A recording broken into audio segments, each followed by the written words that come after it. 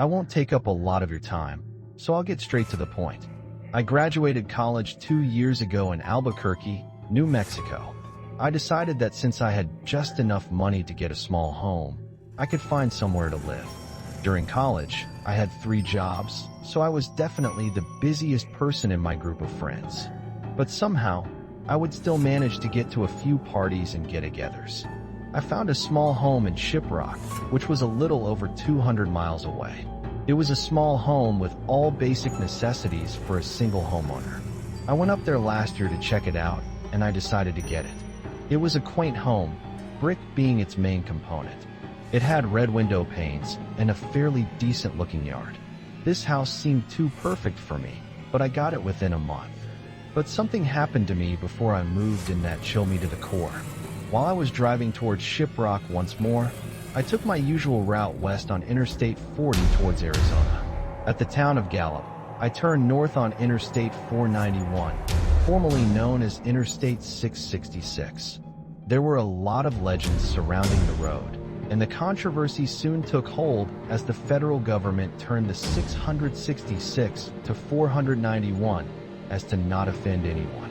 However, the locals living along the highway still refer to it as Highway 666, or most commonly, the Highway to Hell.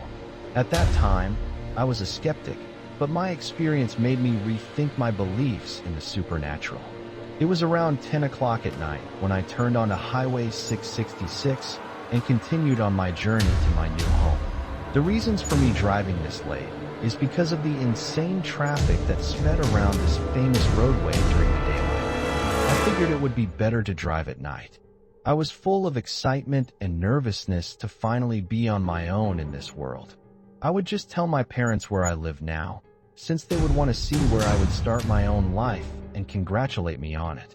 My parents are that way. They see everything big I do as the biggest accomplishment ever.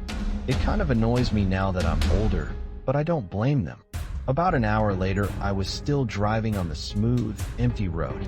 Every now and again a car would zoom past me on the opposite lane, but I never saw another car in my lane.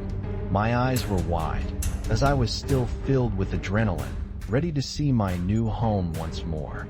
I was just thinking about my life in that little house when I felt something. It was a very cold draft that swirled around the car. It wasn't from the windows, which were slightly open, as it was an extremely warm night. I mean, I was in the desert, so cold breezes like this were not supposed to happen in the middle of the summer. I looked around, trying to find where it came from, even checking the AC to see if it was on. It was off. My mind buzzed with questions and possible answers to those questions. I calmed myself down, knowing it could have just been my excitement, but my mind still wouldn't accept it. I just continued on the long road ahead, looking forward to stopping and maybe getting some coffee. The swirl of cold energy pierced my skin once more. I looked around again, but saw nothing. I needed to stop. Maybe I was hallucinating, or I was just too excited. I slowed down to the edge of the road and put my car on park. I rubbed my eyes and breathed in slowly. I just needed to calm down a bit. It's nothing, just nothing.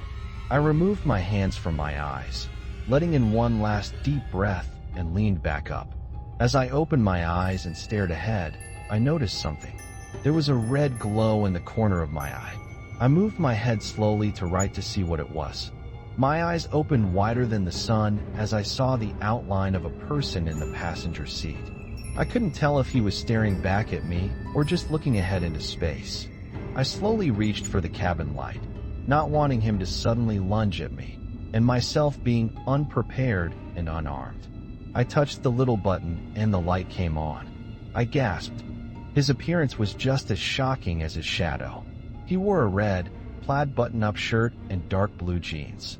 Beneath the blue pants were dark brown cowboy boots, painted in dust and something black. But what really shocked me was the injuries it seemed he had.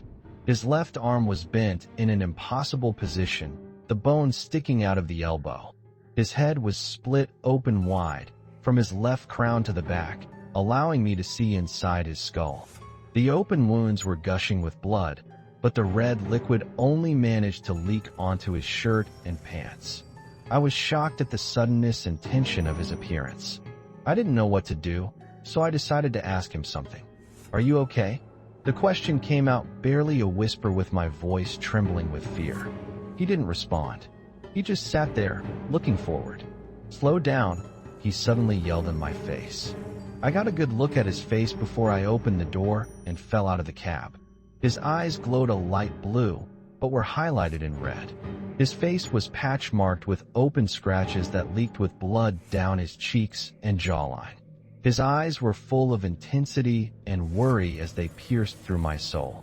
The door opened quick and my seatbelt caught me right before my head hit the rocky edges of the highway. I felt my breath being yanked out of my lungs, and I let out a big gasp. I scrambled back up to unbuckle myself and run from my car, but I soon realized that the man was no longer sitting in my passenger seat or anywhere else in the car. I still unbuckled myself and circled around the vehicle. I searched the expansive desert horizon in the light of the moon, but saw nothing.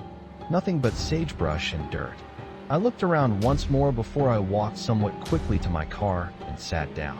Questions raced through my head as I tried to figure out who or what that was. With hesitation, I buckled myself back up and put the car back into drive.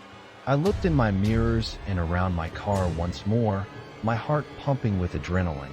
Then I simply continued on my drive towards my new home, keeping an eye on the passenger seat. To this day, I still can't explain what happened on that road. I tried to do some research, but I found nothing that could help in my investigation. I gave up and decided to forget about it. But the image of that man drenched in blood and yelling in my face haunts my nightmares. It will stay with me for as long as I live. Written by QXDZQFMY. Content is available under CC by SA.